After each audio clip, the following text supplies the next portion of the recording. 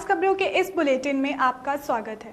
मैं हूं आंचल सिंह और आप देख रहे हैं PR इंडिया न्यूज, पब्लिक की बात पब्लिक के साथ। तो आइए शुरू करते हैं खास खबरों का सिलसिला। सरकारें योजनाओं की घोषणा कर देती हैं, जबकि सरकारी विभाग और जिला प्रशासन बजट का इंतजार करता रहता है। यही वजह है कि गरीब परिवारों को समय पर मदद नहीं मिल पाती। यह तो भला हो उन सामाजिक संगठनों का जो समय पर गरीब परिवारों को मदद पहुंचा देते हैं। ऐसे ही संगठन में शामिल है शहीद आजम भगत सिंह सेवा संस्थान।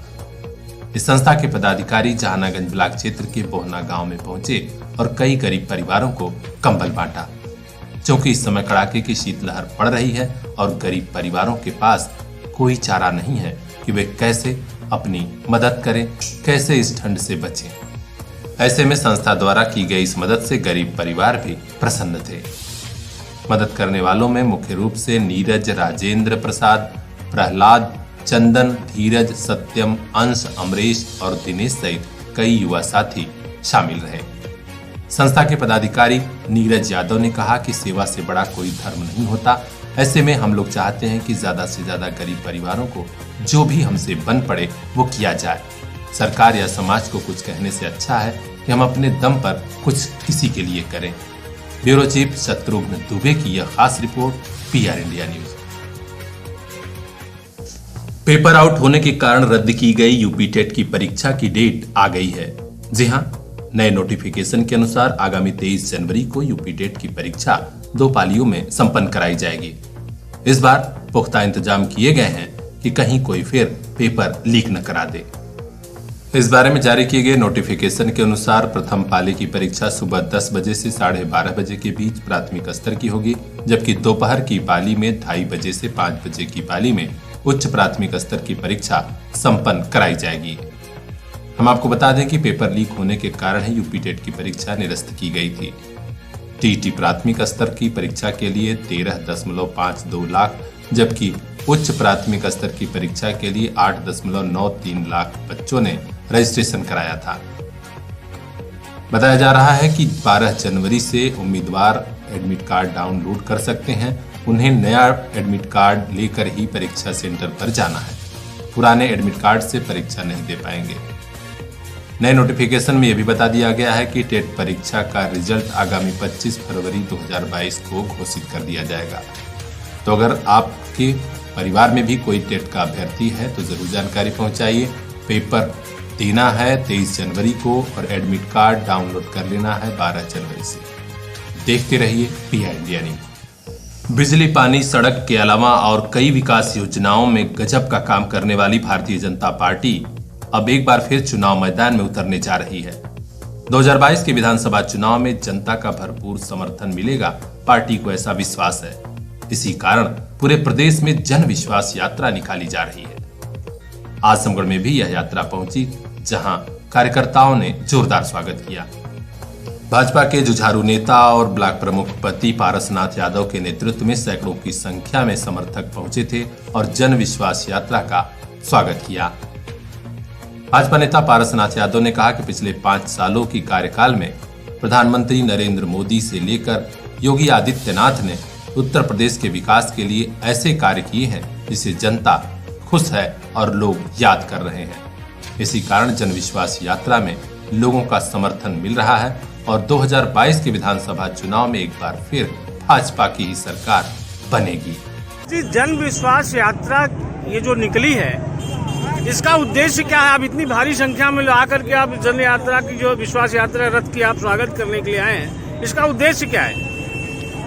जी, ये भारतीय जनता पार्टी के उत्तर प्रदेश के जो योगी सरकार की 5 साल कार्यकाल पूरे हुए हैं, जो जनता के बीच सरकार के द्वारा गरीबों मजदूरों तक सुविधाएं पहुंचाई गई हैं और सरकार ने जो जनता का विश्वास जीतने का काम किया है, उस विश्वास को जनता के बीच वह संदेश दे करके पुनः भारतीय जनता पार्टी की सरकार 2022 में उत्तर प्रदेश की सरकार बनाने जा रही है।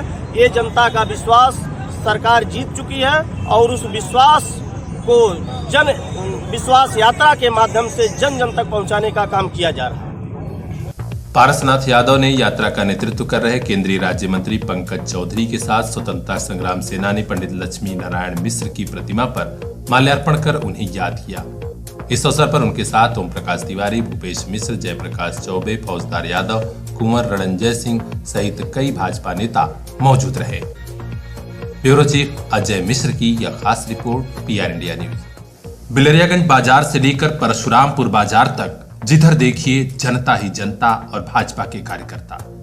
यह हुजूम खड़ा है जन विश्वास यात्रा का स्वागत करने के लिए।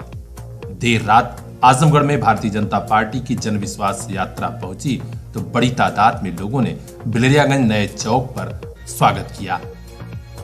इस दौरान परशुरामपुर बाजार में विशाल सेठ जिला पंचायत सदस्य ने अपने सैकड़ों समर्थकों के साथ यात्रा का स्वागत किया। पूरे गोपालपुर विधानसभा में ऐसा लग रहा था जैसे माहौल बन गया है।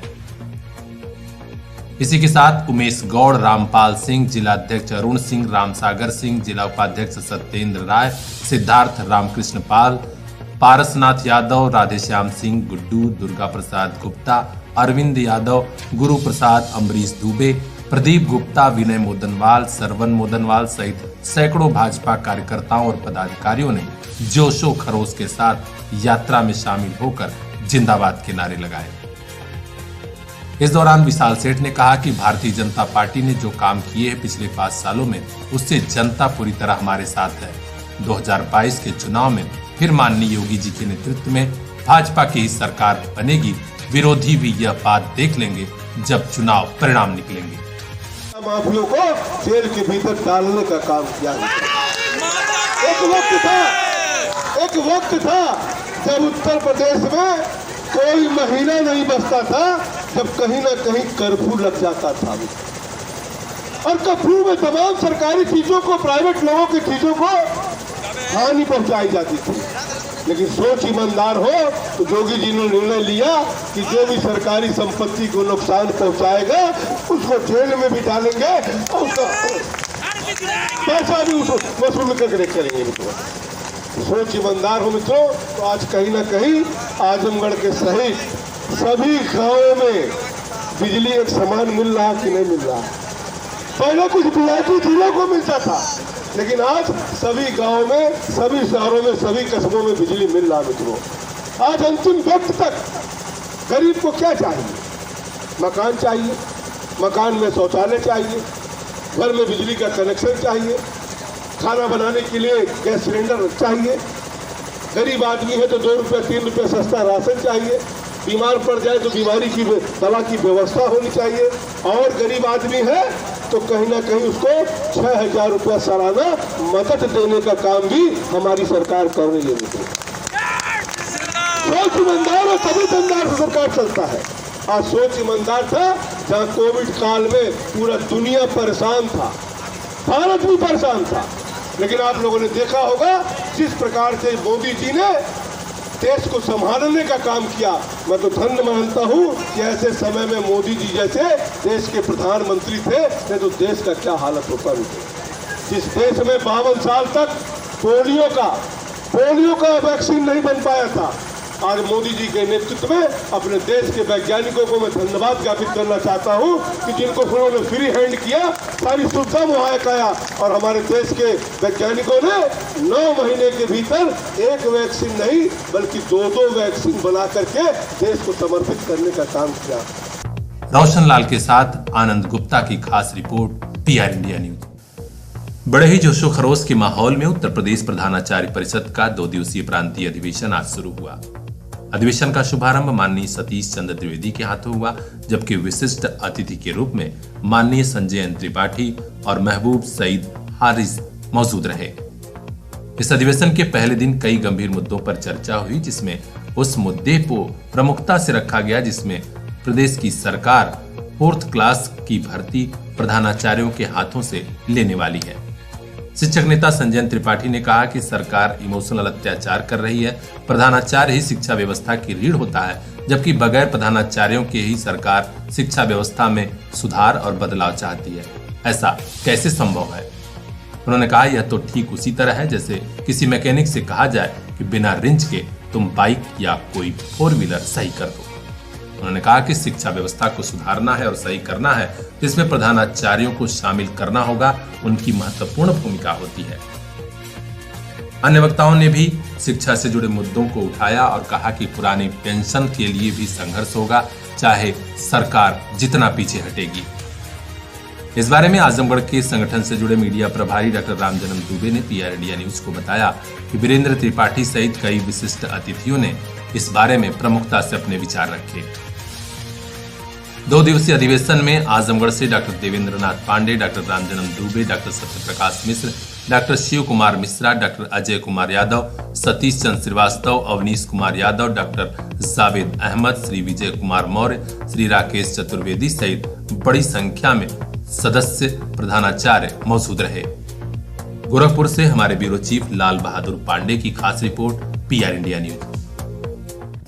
सरस्वती शिशु मंदिर शिक्षा के ऐसे मंदिर जहां छात्र छात्राओं को शारीरिक व मानसिक विकास की सुविधा दी जाती ही है, साथ ही उनके भीतर संस्कार पैदा हों, इस बात के भी ढेरों प्रयास होते हैं। सरस्वती शिशु मंदिरों में पढ़ रहे भैया बहनों के शारीरिक व मानसिक विकास के लिए आज आजमगढ़ जनपद में खेलकूद प्रतियोगिता का आयोजन हुआ।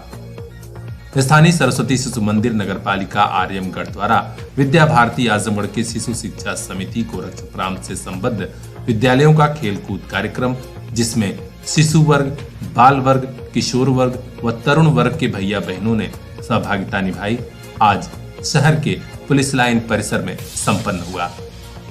इस खेलकूद में दौड़, फेंक और कूद प्रतियोगिताएं शामिल हुई।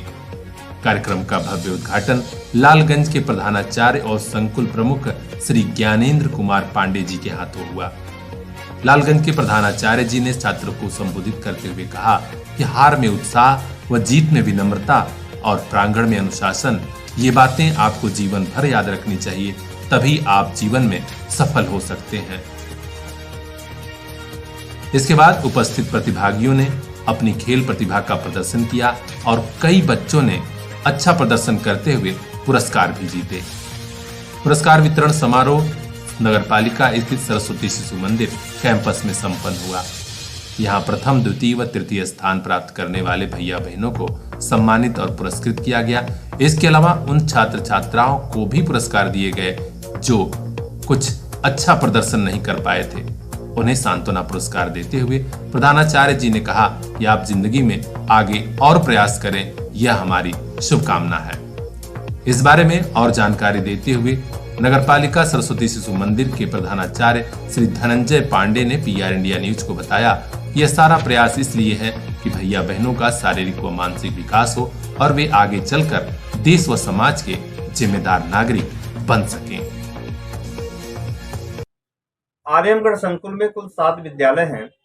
लालगंज, फूलपुर, मेहनगर, फुलवरिया तथा नगर के विद्यालय हरिवंशपुर, पहाड़पुर, कोलघाट और आर्यमगढ़। इसमें विद्या भारती के द्वारा आयोजित कार्यक्रम शारीरिक प्रतियोगिता होती है, जो एक निश्चित समय पर इसे संपन्न करके फिर इसमें प्रथम स्थान प्राप्त करने वाले भैया बहन प्रांत स्तर पर इस प्रतियोगिता में भाग लेते हैं। आज इसमें शिशु वर्ग, बाल वर्ग, किशोर वर्ग और तरुण वर्ग के वर्ग बच्चे इसमें प्रतिभाग किए हैं। इसमें 50 मीटर की दौड़ है, 100, 200, 400 तथा 800 से लेकर के 3000 तक मीटर की दौड़ में बच्चे प्रतिभाग किए। गोला छेपड़, डिस्कस तथा भाला फेंक भी इसमें संपन्न हुआ। ऊंची कूद, लंबी कूद के साथ आज का यह कार्यक्रम संपन्न हुआ। बच्चों के अंदर विभिन्न प्रतिभाएं होती है, उसमें उनके शारीरिक विकास के लिए विद्यालय स्तर पर यह हम लोग कार्यक्रम संपन्न करते हैं। यह भैया बहन प्रथम स्थान प्राप्त करने के बाद में प्रांत स्तर पर जाते हैं। प्रांतीय स्तर पर प्रथम आने वाले बच्चे क्षेत्र स्तर पर जाते हैं। इसके बाद फिर वो अखिल भारतीय स्तर पर इनकी प्रतियोगिता संपन्न होती है। ऐसे बच्चों के अंदर एक प्रतिस्पर्धा की भावना भी होती है, साथ में उन्हें खेल कूद में रुचि बनाने के लिए यह हम लोग कार्यक्रम संपन्न कराते हैं।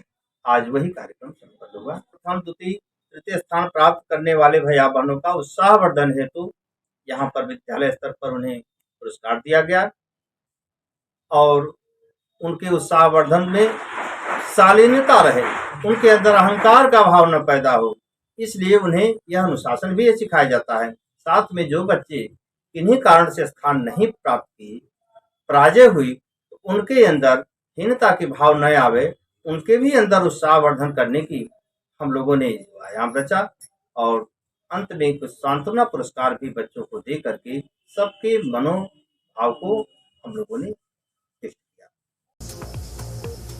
समारोह को संबोधित करते हुए हरबंसपुर सरस्वती शिशु मंदिर के प्रधानाचार्य श्री विजय नारायण सिंह ने कहा कि छात्र छात्राओं का उज्जवल भविष्य ही हमारा सबसे बड़ा पुरस्कार होता है।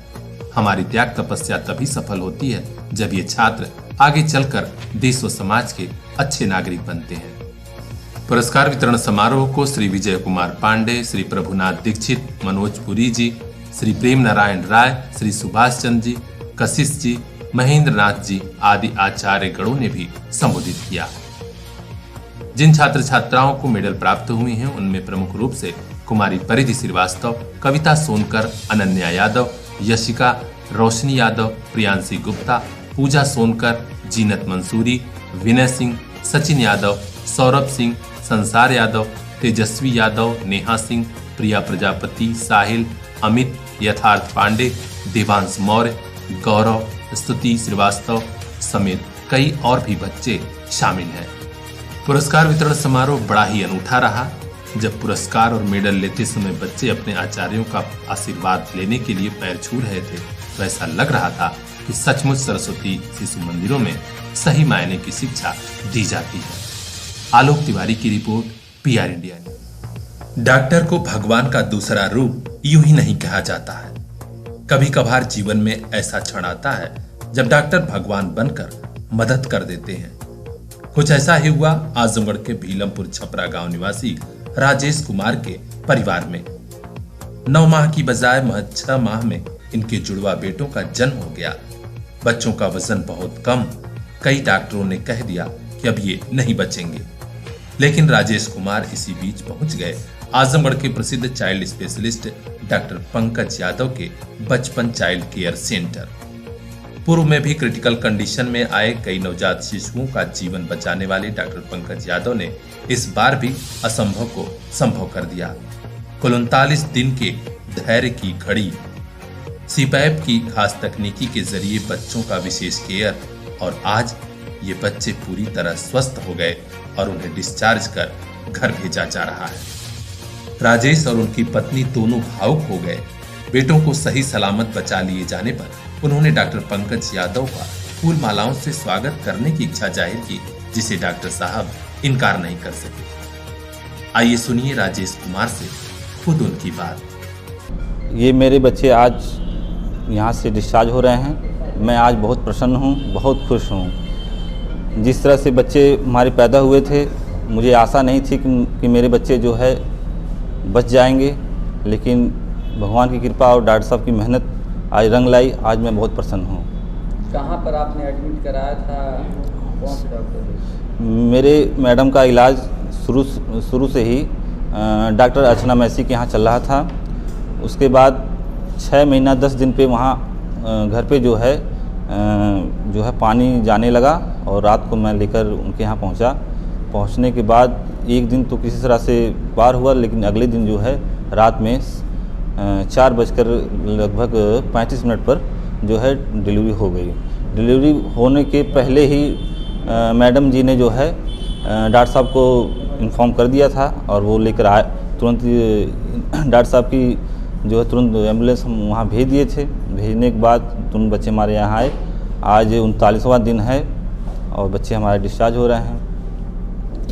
बचपन चाइल्ड केयर सेंटर के डॉक्टर पंकज यादव जी के द्वारा जो हमारे बच्चों का इलाज किया गया, मैं बहुत बहुत उनका आभार प्रकट करता हूं और मैं पूरी तरह संतुष्ट हूं। आज मैं खुश भी बहुत हूं कि हमारे बच्चे जो है यहां से अच्छी तरह से इलाज करा करके अच्छे स्वस्थ होकर के जो है घर जा रहे हैं। ऐसे क्रिटिकल कंडीशन वाले बच्चों की जान बचाने के एक्सपर्ट बाल रोग विशेषज्ञ डॉक्टर पंकज यादव से PR इंडिया न्यूज ने बात की तो उन्होंने स्वीकार किया कि हाँ, कंडीशन बहुत ही खराब थी। कड़ी मेहनत और आधुनिक मेडिकल विधि से बच्चों का इलाज किया और आज जाकर वे पूरी तरह स्वस्थ हो गए हैं।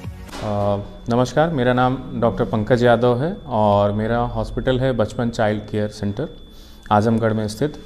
और ये जो बच्चे थे, ये केस था एक्सट्रीमली प्री मैच्योर बेबी का केस था, जो कि बहुत ज़्यादा हाई रिस्क वाला केस होता है और इसमें काफ़ी ज़्यादा मॉर्टेलिटी के चांसेस होते हैं। मतलब ये होता है कि इस तरह के बच्चे बहुत कम संख्या में बच पाते हैं, क्योंकि हमारे पास में उस तरह की सुविधाएं आज से पहले उतनी उपलब्ध नहीं थी आजमगढ़ में।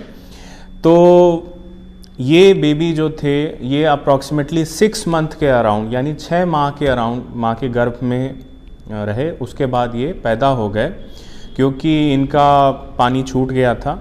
उसके बाद ये पैदा होने के बाद में इनका वज़न अप्रॉक्सीमेटली 850 ग्राम से 900 ग्राम के बीच में था, दोनों बच्चों का, जो कि बहुत ही कम वज़न होता है। ऐसे कम वज़न में शरीर का विकास बहुत कम हुआ होता है, चाहे फेफड़ों का, दिमाग का, दिल का, किडनी का, हर तरीके से इन बच्चों को परेशानी रहती है। लेकिन ये बच्चे हमारे पास में आए, इनिशियल पार्ट में ये सीपैप के सहारे रहे और रिस्पांस ये धीरे धीरे देना शुरू किया इन बच्चों ने। और वक्त के साथ साथ हम लोगों के प्रयास से, मेहनत से ये बच्चे इन्फेक्शन से बचे रहे। मैं इकलौता आजमगढ़ का डॉक्टर हूं जो पिक लाइन और सेंट्रल लाइन का इस्तेमाल करता हूं प्री टर्म बच्चों में, जो कि ELBW, जो 1 किलो से भी कम के बच्चे होते हैं उसको हम लोग ELBW बेबीज़ बोलते हैं।